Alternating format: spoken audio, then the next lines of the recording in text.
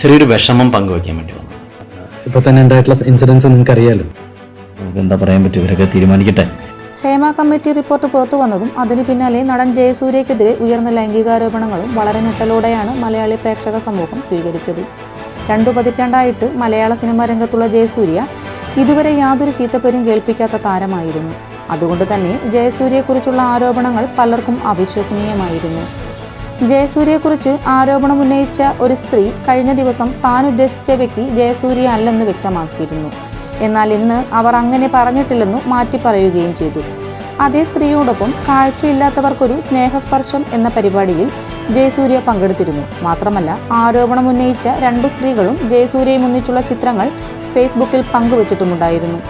വർഷങ്ങൾക്ക് മുൻപ് പീഡിപ്പിച്ചെന്ന് പരാതി പറയുന്ന ആളുടെ കൂടെ ഫോട്ടോ എടുക്കുകയും അത് സമൂഹമാധ്യമങ്ങളിൽ പങ്കുവെക്കുകയും ചെയ്യുന്നതിലുള്ള അനൗചിത്യവും ചില പ്രേക്ഷകർ ചൂണ്ടിക്കാട്ടുന്നുണ്ട്.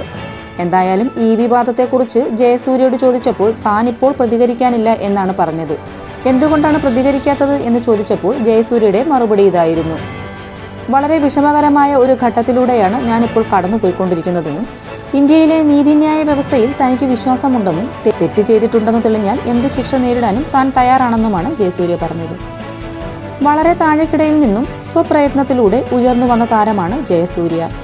ഒരു സിനിമാ നടൻ എന്നതിലുപരി പല ജീവകാരുണ്യ പ്രവർത്തനങ്ങളിലും പങ്കെടുക്കാറുള്ള ജയസൂര്യ സാമൂഹിക പ്രതിബദ്ധതയുടെ പേരിൽ സർക്കാരിനെ വിമർശിച്ചു ചില വിവാദങ്ങളിലും പെട്ടിട്ടുണ്ടായിരുന്നു. എന്തായാലും ഈ വിവാദത്തിൽ ജയസൂര്യ കുറ്റക്കാരനാണെന്ന് നിങ്ങൾ കരുതുന്നുണ്ടോ? എന്താണ് നിങ്ങളുടെ അഭിപ്രായം? നിങ്ങളുടെ അഭിപ്രായം കമൻറ്റിൽ രേഖപ്പെടുത്തുക.